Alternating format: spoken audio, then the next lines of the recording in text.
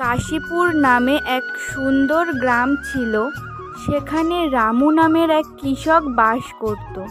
মাঠে চাষ করে তার বেশ ভালোভাবেই সংসার চলত।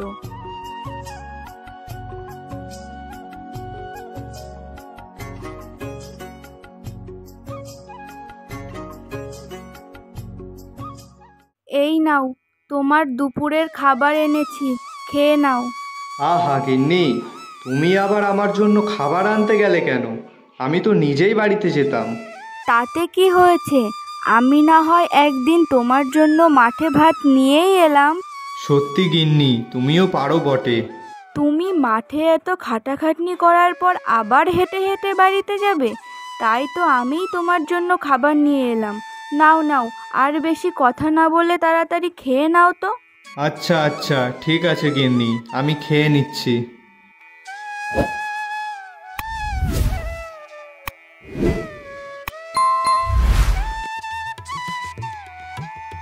আহ গিন্নি, এত খাটাখাটনি করার পরে তোমার হাতের এত সুন্দর রান্না খাওয়ার পর সব ক্লান্তি যেন উধাও হয়ে যায়। থাক থাক, বানিয়ে বানিয়ে এত প্রশংসা করতে হবে না। আরে না না, বানিয়ে বানিয়ে বলছি না, সত্যিই তোমার রান্না দারুণ হয়। ঠিক আছে ঠিক আছে, এখন তবে আমি চলি বাড়িতে। আচ্ছা ঠিক আছে গিন্নি, তুমি বাড়ি যাও। ঠিক আছে, আর তুমি তাড়াতাড়ি কাজ ছেড়ে বাড়ি ফিরে এসো।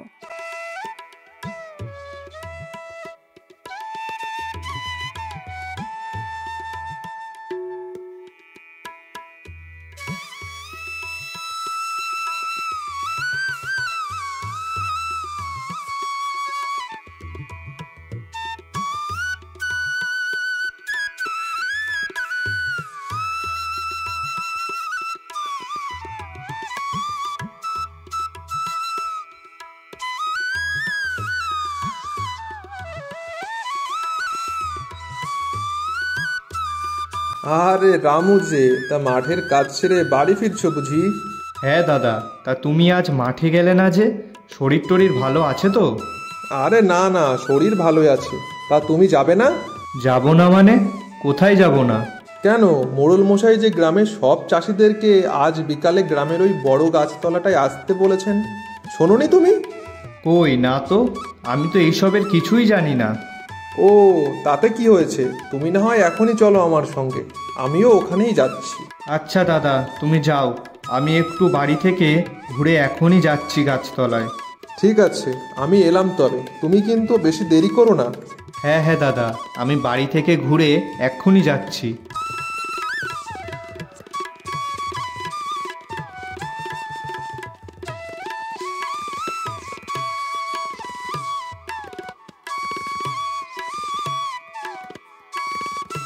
গিন্নি, ও গিন্নি, একটু বাইরে এসো তো।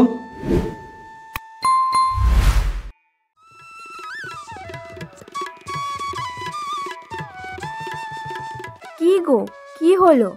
মাঠ থেকে ফিরে ঘরে না ঢুকে তুমি বাইরে থেকে এত ডাকাডাকি করছো কেন? না না গিন্নি, ঘরে বসার মতো আমার এখন সময় নেই, আমাকে এখনই এক জায়গায় যেতে হবে, সেটাই তোমাকে বলতে এলাম। সে কি গো, তুমি তো সবে মাঠ থেকে বাড়ি ফিরলে, আবার এখনই কোথায় যাবে? গিন্নি, গ্রামের মোড়ল মশাই আজ গ্রামের সব চাষি ভাইদের গ্রামের ওই বড় গাছতলাতে আসতে বলেছেন, সেখানেই যাব আমি। ও, এই ব্যাপার, ঠিক আছে, যাও তবে। ঠিক আছে গিন্নি, আমি এলাম।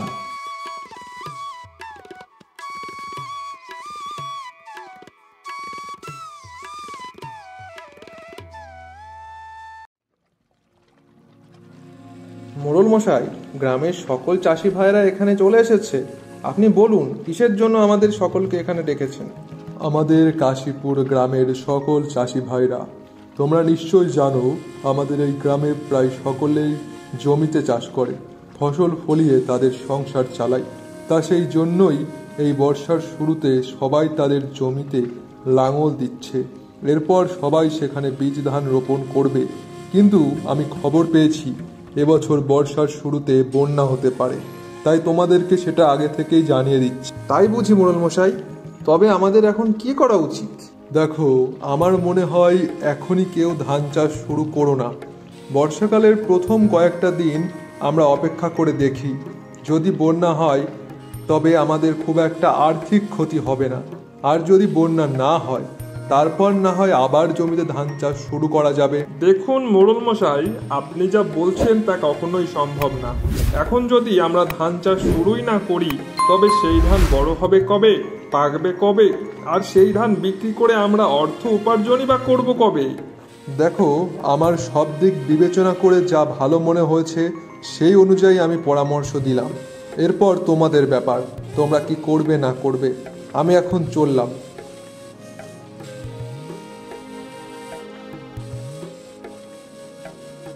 আহা, মোড়লের কি বুদ্ধি!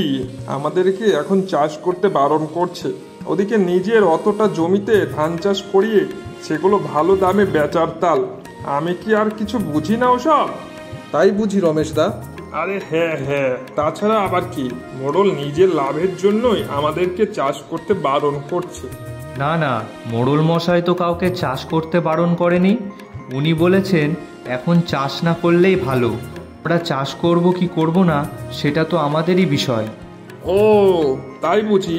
তা তোমার যদি মোড়লের কথায় এতই বিশ্বাস আছে তাহলে তুমি চাষ করো না।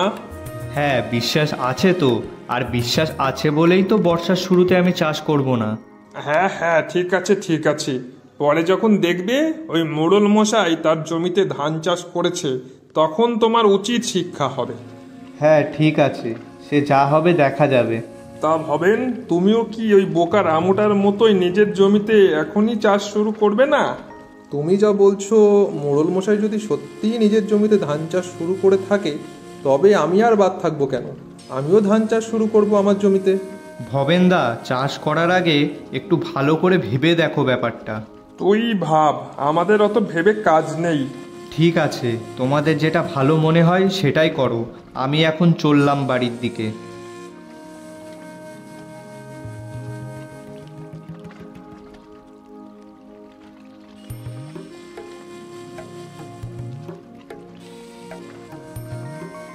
কি গো, মোড়ল মশাই কি বলার জন্য ডেকেছিল সবাইকে?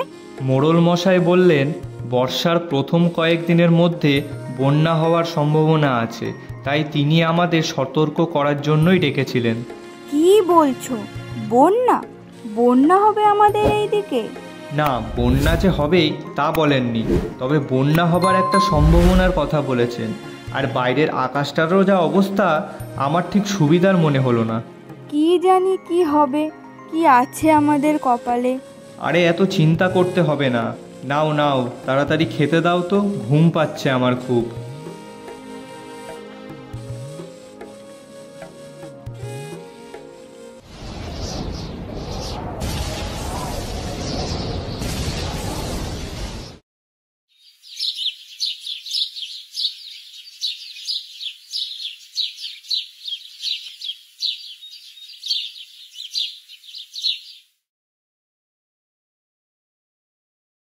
মনে হয় বন্যার খবরটা ভুল। কই, এখন তো আর বৃষ্টি হচ্ছে না। কাল রাতের ওইটুকু বৃষ্টিতে আবার বন্যা হয় নাকি? তা তো আকাশটা পরিষ্কারই দেখছি, কিন্তু তাও আমি আর কটা দিন দেখি, তারপর না হয় চাষ শুরু করব। হ্যাঁ, সে তুমি যেটা ভালো মনে হয় সেটাই করো। ঠিক আছে গিন্নি, আমি একটু ক্ষেতের দিক থেকে ঘুরে আসি, দেখি বাকিরা সব কি করছে।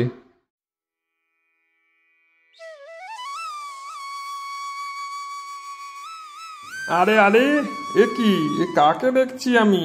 এ তো রামু যে। হ্যাঁ আমি। কেন, আমাকে দেখে এত অবাক হওয়ার কি আছে? বাহ, তা অবাক হব না?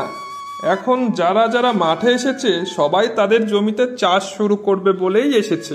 তা তুমি তো আবার এখন চাষ করবে না ওই মোড়লের কথায়। তাহলে তুমি এখন মাঠে কি করছো? হ্যাঁ, চাষ করব না তো এখন। আমি শুধু দেখতে এলাম কারা কারা মাঠে চাষ শুরু করেছে। ও তাই বুঝি? তবে দেখো দেখো, তবে আমাদের তো আর দেখলে হবে না। আর বন্যার বৃষ্টি যা হওয়ার তা তো কাল রাতেই হয়ে গেছে। ওই বৃষ্টিতে আমার নাকি বন্যা হবে। এখন আকাশ পরিষ্কার, তার মানে তো এই নয় যে বৃষ্টি আর হবে না। হ্যাঁ হ্যাঁ, তুমি তবে ওই বন্যার অপেক্ষাতেই বসে থাকো, আমরা বরং চলি, কেমন?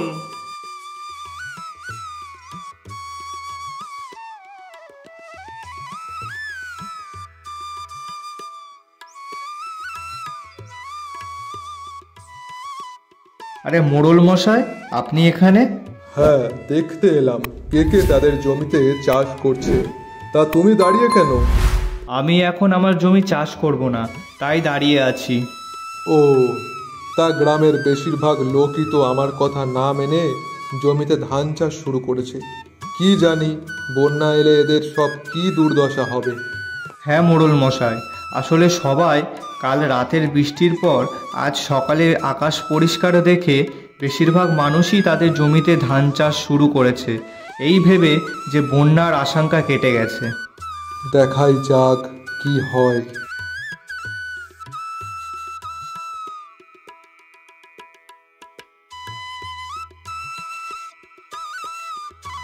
গিন্নি, আমি এখন চাষ না করে কি ঠিক করলাম? হ্যাঁ, ঠিকই করেছো। তোমার যেটা ভালো মনে হয়েছে তুমি সেটাই করেছো। কিন্তু কেন তুমি হঠাৎ এমন কথা বলছো কেন? না, গ্রামের চাষি ভাইদের মধ্যে বেশিরভাগ চাষি ভাইরাই তাদের জমিতে চাষ শুরু করে দিয়েছে, তাই আমি ভাবছি আমি কোনো ভুল সিদ্ধান্ত নিলাম না তো?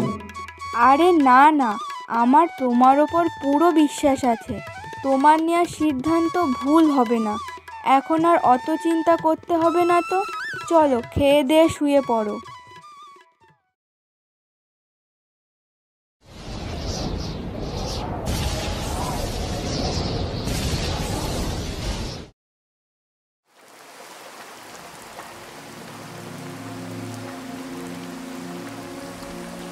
দেখলে তো, আমি বলেছিলাম না যে তুমি কোনো ভুল সিদ্ধান্ত নাওনি। এই দুদিন ধরে যা একটানা বৃষ্টি হচ্ছে, না জানি কবে নদীর বাঁধ ভেঙে জল গ্রামে ঢুকে বন্যা হয়ে যায় গ্রামে। ঠিক বলেছো তুমি গিন্নি, এরকম বৃষ্টি আরও 2-1 দিন হলে নদীর বাঁধ ভেঙে এই গ্রামে বন্যা হয়ে যাবে। তুমি বরং এক কাজ করো, আমাদের সব প্রয়োজনীয় জিনিস, টাকা পয়সা সব আমাদের উপরের ঘরটায় তুলে রেখে আসো। হ্যাঁ, ঠিকই বলেছ, কিন্তু এত জিনিস আমি তো একা তুলতে পারবো না। তুমিও চলো আমার সঙ্গে, দুজনে মিলে সব ওপরে ধরে তুলে রাখি।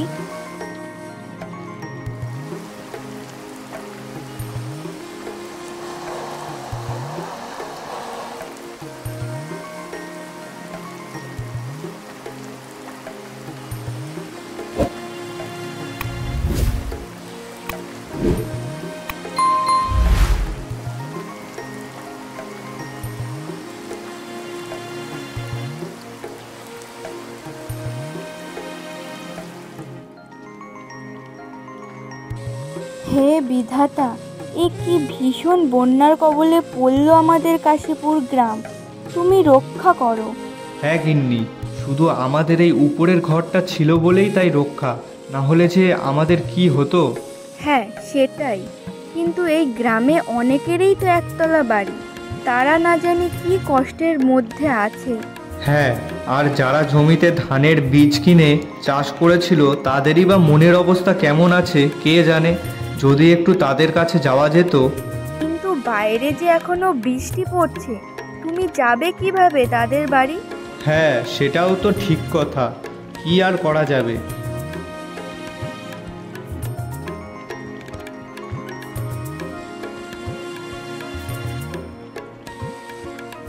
সর্বনাশ হয়েছে। কি হয়েছে গিন্নি? নিচের ঘর থেকে চাল মশলা উনুন সব ওপরে তুলে আনলেও কোনো সবজি বা অন্য কিছুই তো আনিনি। যা, এখন তবে আমরা কি খাবো? কি আর করা যাবে, শুধু ভাতেই খেতে হবে। সবই আমার দোষ। আরে না না গিন্নি, আমার কোনো দোষ না। তুমি দাঁড়াও, আমি দেখি কোনো কিছু ব্যবস্থা করতে পারি কিনা। এই বন্যার মধ্যে তুমি আর কি ব্যবস্থা করবে? আরে দেখোই না।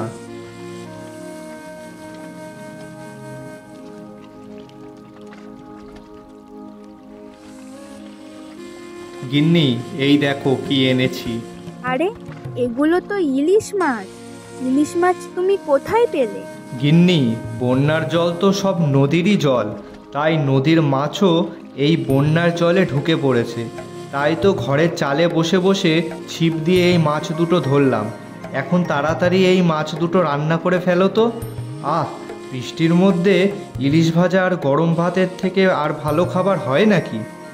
হ্যাঁ হ্যাঁ, তুমি বসো, আমি এক্ষুনি ইলিশ মাছ ভেজে তোমাকে গরম ভাত আর ইলিশ মাছ ভাজা খেতে দিচ্ছি।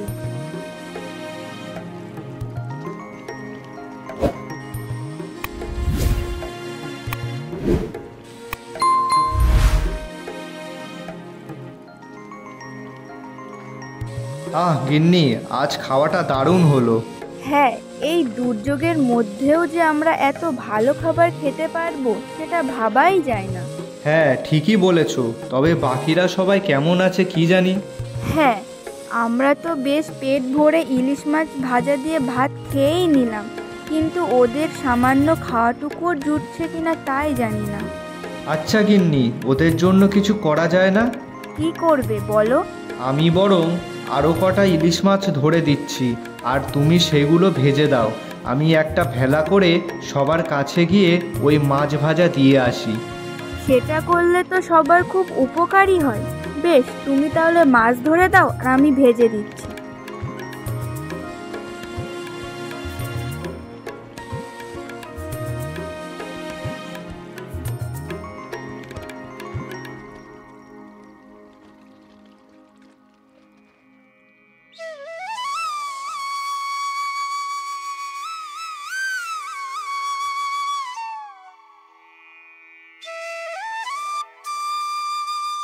ভবেনদা, তোমরা সবাই ঠিক আছো তো?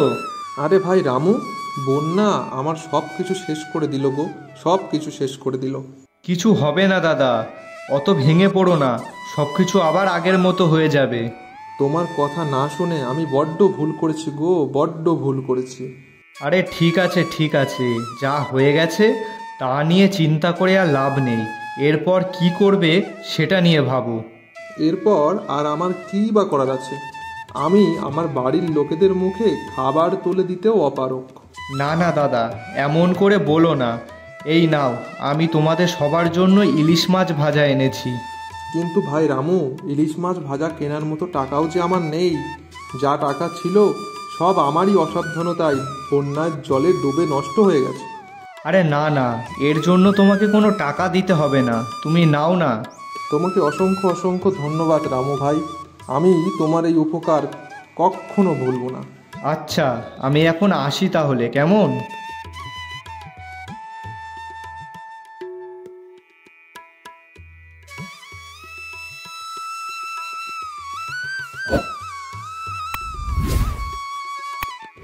রমেশদা, তোমরা সবাই ঠিক আছো তো? হ্যাঁ হ্যাঁ, আমরা ঠিক আছি। তুমি এখানে এসেছো কেন? আমি এখানে এসেছি আমার চাষি ভাইদের সাহায্য করার জন্য, তাদের এই বন্যার দিনে একটু খাবার পৌঁছে দেওয়ার জন্য। এই নাও, তোমরাও নাও ইলিশ মাছ ভাজা। আমাকে ক্ষমা করে দাও রামু। আমি ভেবেছি তুমি হয়তো আমার এই দুরবস্থায় আমাকে নিয়ে মজা করতে এসেছো, কিন্তু না, তুমি যে আমাকে সাহায্যই করতে এসেছো। এমা, না না, তা কেন? আমি এই খারাপ সময়ে তোমাকে নিয়ে মজা করব কেন? তুমি তো আমার দাদার মতো, আর ভাই কি দাদার বিপদের পাশে না এসে পারে? আমাকে ক্ষমা করে দাও। আমি তোমার আর মোড়ল মশাইয়ের কথা না শুনে নিজে ধান চাষ করেছি, আর সকলকে ধান চাষ করতে বলেছি। আমি না জানি তোমাকে কত অপমাননা করেছি। সব কিছুর জন্যে আমি তোমার কাছে ক্ষমা চাইছি। না না দাদা, এভাবে বারবার ক্ষমা চাওয়ার কিছু হয়নি। এই নাও, তোমরাও ইলিশ মাছ ভাজা খাও।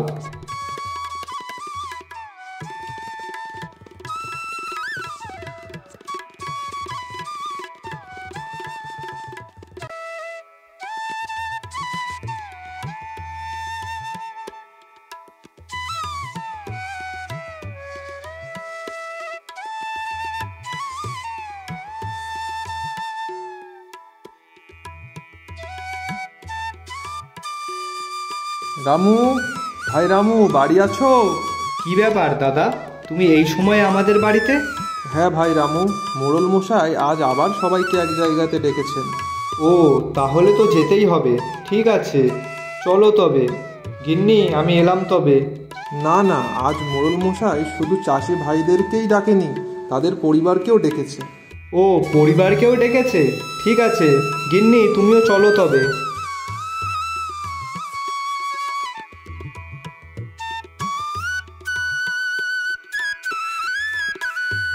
মোড়ল মশাই, আপনি কিছু বলার আগে আমি আপনাকে কিছু বলতে চাই। মোড়ল মশাই, আমি আপনার কাছে ক্ষমা চাইছি। আপনার কথা না শুনে আমি আপনাকে অপমান করেছি। আমি তাই আমাদের সকলের পক্ষ থেকে আপনার কাছে ক্ষমা চাইছি। আচ্ছা আচ্ছা, ঠিক আছে ঠিক আছে, আমার কাছে ক্ষমা চাওয়ার কিছুই নেই।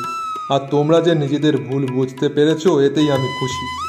তো আমাদের কাশীপুর গ্রামের সকল গ্রামবাসীকে এখানে ডাকার কারণ হচ্ছে আমাদের গ্রামের একজন সহৃদয় ব্যক্তি, যিনি বন্যার মতো এমন বিপর্যয়ের দিনে ঘরে বসে না থেকে সকলের কাছে সাহায্যের হাত বাড়িয়ে দিয়েছিলেন, যে বন্যার দিনে সকলের মুখে খাবার তুলে দেওয়ার চেষ্টা করেছে।